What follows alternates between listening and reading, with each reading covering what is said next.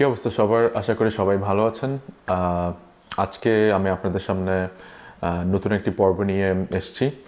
So আজকে আমি যে বিষয় নিয়ে কথা বলবো সেটা হচ্ছে যে আপনারা যারা ডেটা সায়েন্স বা ডেটা অ্যানালিটিক্স এ ধরনের বিষয়গুলো নিয়ে জার্মানিতে পড়তে চান, তাহলে হচ্ছে তাদের কী ধরনের রিকোয়ারমেন্টস লাগবে এবং হচ্ছে আপনারা হচ্ছে আপনাদের যে বিশ্ববিদ্যালয়গুলোতে ডেটা অ্যানালিটিক্স বা ডেটা সায়েন্স রিলেটেড সাবজেক্ট আপনারা পড়তে চাচ্ছেন, তারা আসলে কী ধরনের রিকোয়ারমেন্ট চেয়ে থাকে। এবং আপনি যদি অন্য ব্যাকগ্রাউন্ড থেকে এসে থাকেন, যেমন হচ্ছে যেটা ডিরেক্টলি অ্যাসোসিয়েটেড না, তাহলে হচ্ছে আপনি প্রোফাইল কীভাবে স্ট্রেংথেন করবেন যেন হচ্ছে আপনি ডেটা সায়েন্স বা ডেটা অ্যানালিটিক্সে সাবজেক্টগুলোতে আপনি সহজে পড়তে আসতে পারেন। সো এই ট্র্যাকটা অবশ্যই মাস্টার্সে যারা পড়তে চাচ্ছেন তাদের জন্য।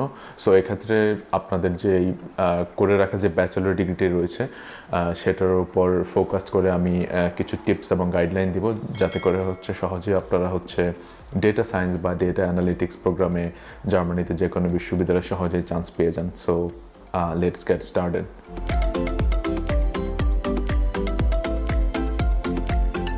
সো ডেটা সায়েন্স এবং ডেটা অ্যানালিটিক্স বিশ্বজুড়ে আসলে খুব সমাদৃত একটি বিষয়, কারণ হচ্ছে দিন দিন এই প্রফেশনের ডিমান্ড আসলে খুব বেশি হচ্ছে।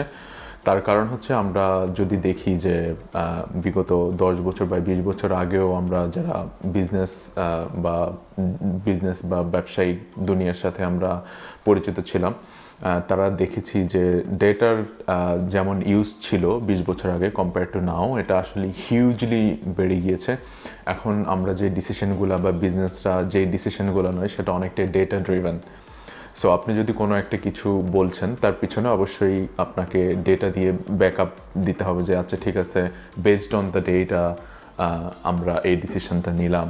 বা হচ্ছে আমরা বিগত 10 বছরের যে ট্রেন্ড ছিল আমাদের সেলসের, সো আমরা আসলে বলতে পারি যে আমাদের এই স্পেসিফিক ট্রেন্ডের সাবজেক্ট বা হচ্ছে এই প্রোডাক্টটি হচ্ছে আমাদের অনেক বেশি সেল হবে। সো সুতরাং আমাদের হচ্ছে এই প্রোডাক্টটি উৎপাদন বৃদ্ধি করতে হবে যাতে হচ্ছে আমরা বেশি ইনকাম করতে পারি।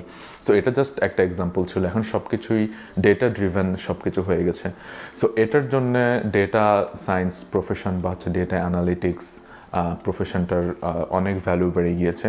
তারপর যদি আরেকটা ক্ষেত্র আপনারা চিন্তা করেন যে মেশিন লার্নিং, যে আপনারা মেশিনকে কোনো একটা কিছু জিনিস সেট আপ অ্যালগোরিদম দিয়ে কোনো কিছু শেখানো যাতে হচ্ছে সে আপনার ডেটার ভিত্তিতে সে হচ্ছে কোনো একটা প্রেডিক্ট করতে পারে যে আপনি বিগত 10 বছরের কোনো একটা সেলস ডেটা দিলেন, সে তাহলে হচ্ছে ফিউচার বলে দিবে যে আচ্ছা ঠিক আছে, তোমার sales forecasting in the future কেমন হতে পারে। সো এই সব কিছুর যেমন হচ্ছে একটা বুম ঘটে গিয়েছে ইদানিং, যেমন এআইতে, আর্টিফিশিয়াল ইন্টেলিজেন্স, তারপর মেশিন লার্নিং, এসব কিছুতে। সো এই সব কিছুর অংশীদার যদি আপনি হতে চান এবং ইন দ্য ফিউচার আপনি যদি কোনো একটা প্র্যাকটিক্যাল ওরিয়েন্টেড ক্যারিয়ার চিন্তা করেন, তাহলে হচ্ছে ডেটা সায়েন্সের সেক্ষেত্রে অবদান অনস্বীকার্য হবে। সো এখন আসা যাক যে আপনি যদি বিশ্ববিদ্যালয়ে নির্বাচন করতে চান, তাহলে অবশ্যই আপনি ডাড ওয়েবসাইট থেকে আপনি নির্বাচন করতে হবে জার্মানির জন্য। সো ডাড ওয়েবসাইটটিতে কিভাবে আপনারা ফিল্টারিং ইউজ করে আপনাদের কোর্স খুঁজবেন সে সম্পর্কে আমি ভিডিও অলরেডি বানিয়ে রেখেছি। সো আমি ডিসক্রিপশন বক্সে দিয়ে দিব, বা অথবা এখানে অথবা এদিকে হচ্ছে এখনই আসবে, আপনারা আসলে চেক করে নিতে পারেন। সো ডাডে আমি ইংলিশে মাস্টার্স প্রোগ্রামে অনেকগুলো প্রোগ্রাম পেয়েছি। সো আমি যখন এসেছিলাম তখন এত পপুলারিটি ছিল না, বাট ইদানিং হচ্ছে অনেক পপুলারিটি পেয়েছে। আপনারা ইতিমধ্যে হয়তো জেনে থাকবেন যে আমি হচ্ছে ডেটা সায়েন্স অ্যান্ড নেটওয়ার্ক এই সাবজেক্টে নিয়ে হচ্ছে মাস্টার্স আমি করছি। সো আমার যেহেতু একটা অভিজ্ঞতা রয়েছে এবং আমার ক্যারিয়ার পার্সপেক্টিভ জার্মানির সম্পর্কে যেরকম আইডিয়া রয়েছে, সো আমার বাস্তবিক অভিজ্ঞতা থেকে হচ্ছে আমি বলছি।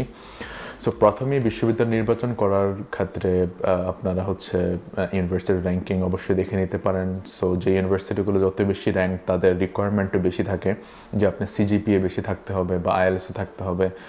বাট কিছু মধ্যম মানের বিশ্ববিদ্যালয় রয়েছে, যেমন কিছু হোসুলে রয়েছে এবং ইউনিভার্সিটি রয়েছে যাদের হচ্ছে মোটামুটি মধ্যম মানের একটা সিজিপিএ হলেই হয় এবং একটা ভালো আইএলটিএস স্কোর যেমন 6.5 বা 7 হলেই হচ্ছে আপনি মোটামুটি অ্যাপ্লাই করতে পারবেন। এখন সাবজেক্ট রিলেটেড যে রিকোয়ারমেন্টগুলো রয়েছে সেগুলো হচ্ছে যে ডেটা সায়েন্সে আপনার পড়ার জন্যে আপনাকে অবশ্যই ওরা বলে দেয় যে কম্পিউটার সায়েন্স বা হচ্ছে ম্যাথমেটিক্স বা স্ট্যাটিস্টিক্স এই তিনটা হচ্ছে মেইন সাবজেক্ট যেটা ওরা উল্লেখ করে দেয়।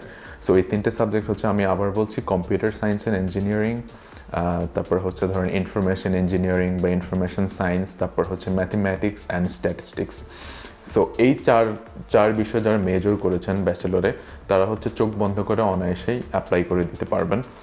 এদের ওই সাবজেক্টে আপনার অ্যাপ্রুভাল পাওয়ার যেই চান্সেস, সেটা অন্য সাবজেক্ট থেকে আসার ক্ষেত্রে অন্যদের থেকে তুলনায় বেশি হবে, কারণ হচ্ছে ওরা ডিরেক্ট রিকোয়ারমেন্টই ম্যাচ করছে। কারণ আপনারা জানেন যে ডেটা সায়েন্স বা ডেটা অ্যানালিটিক্স পড়ার জন্য আপনাদের অনেকগুলো যেই স্কিল দরকার হয়, যেমন হচ্ছে স্ট্যাটিস্টিক্যাল নলেজ আপনাদের অবশ্যই দরকার, কারণ মেশিন লার্নিং বা এআইয়ের যে ব্যাক এন্ড যে মেকানিজম, এই সবগুলো হচ্ছে স্ট্যাটিস্টিক্যাল থিওরেম বা হচ্ছে স্ট্যাটিস্টিক্যাল জিনিসের উপর বেস করে বানানো। তারপর হচ্ছে যে আপনার লিনিয়ার অ্যালজেব্রা আছে, যা ম্যাথমেটিক্সটা অন্য একটা পার্ট। তারপর হচ্ছে যে কম্পিউটার সায়েন্স, যেমন প্রোগ্রামিং একটা পার্ট রয়েছে, যে আপনার যে ম্যাথমেটিক্সটাকে আপনি কম্পিউটার ভাষায় আপনি কিভাবে এটাকে কনভার্ট করবেন, সেটা একটা পার্ট রয়েছে। সো 3-4টা জিনিসের একটা মিলিয়ে হচ্ছে আপনার এই ডেটা সায়েন্স প্রোগ্রামটি।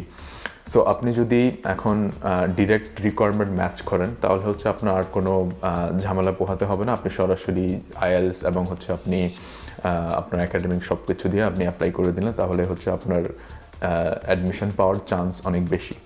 এবার আসা যাক যে কিছু অন্যান্য যারা হচ্ছে ইঞ্জিনিয়ারিং রিলেটেড পড়েছেন, যারা হয়তো কিছু স্ট্যাটিস্টিক্যাল কোর্স, কিছু কম্পিউটার সায়েন্স কোর্স আপনারা ব্যাচেলারে করেছেন এবং কিছু ইকোনমিক্সও করেছেন, তাহলে হচ্ছে তারা কি ট্রানজিশন এই ডাটা সায়েন্সে নিতে পারবেন কিনা।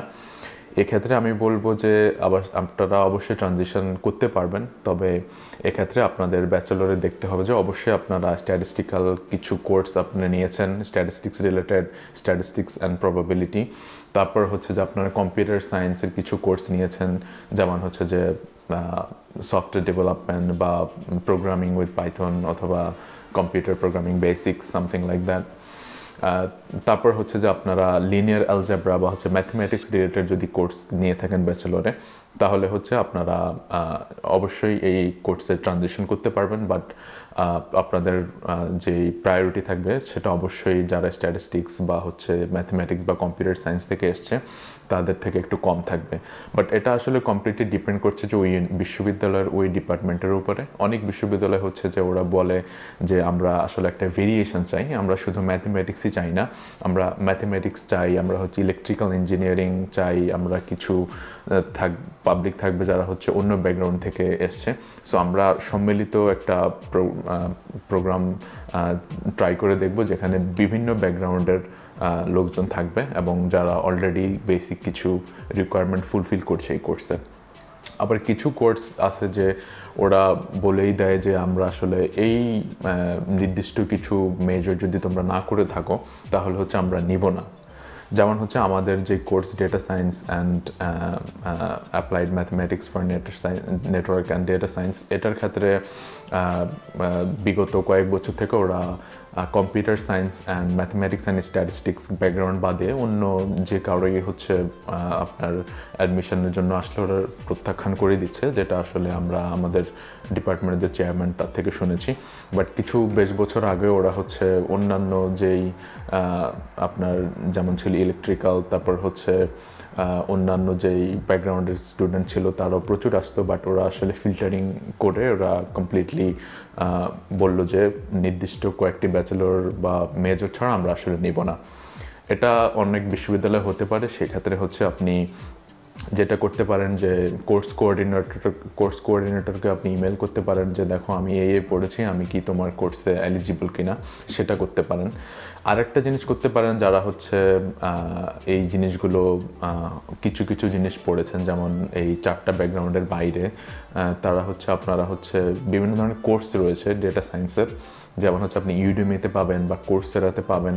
এই জিনিসগুলো যারা হচ্ছে যেমন আপনি যদি কোনো কম্পিটিটিভ ইউনিভার্সিটিতে অ্যাপ্লাই করতে চান, যেমন টিইউ মুনচেন বা হচ্ছে হামবোল্ট ইউনিভার্সিটি বার্লিন, এরকম টপ র্যাঙ্কড ইউনিভার্সিটিতে যদি অ্যাপ্লাই করতে চান, সেখানে নিজস্ব ব্যাকগ্রাউন্ডে যেমন স্ট্যাটিস্টিক্স, কম্পিউটার সায়েন্স আর ম্যাথমেটিক্স, ওখানে ওদের বিশাল কম্পিটিশন হয় অ্যাডমিশনের ক্ষেত্রে। সো অন্যান্য বিশ্ববিদ্যালয়ের আপনি যদি কম্পিটিশনে এগিয়ে থাকতে চান, তাহলে যদি আপনি প্রুভ করতে পারেন যে আপনি কোনো ডেটা সায়েন্স রিলেটেড প্রজেক্ট করেছেন প্র্যাকটিক্যাল ওরিয়েন্টেড, সেটা আপনার মোটিভেশন লেটারে বা হচ্ছে আপনার সিভিতে যদি অ্যাড করেন, সেটা আসলে একটা ক্রুশিয়াল ইম্প্যাক্ট ফেলবে আপনার অ্যাডমিশনের ক্ষেত্রে। সো আপনি কি করতে পারেন যে ইউডেমি বা কোর্সেরা থেকে আপনি ডেটা সায়েন্সের যে কোনো একটা কোর্স আপনি করতে পারেন, তারপর একটা প্রজেক্ট করতে পারেন।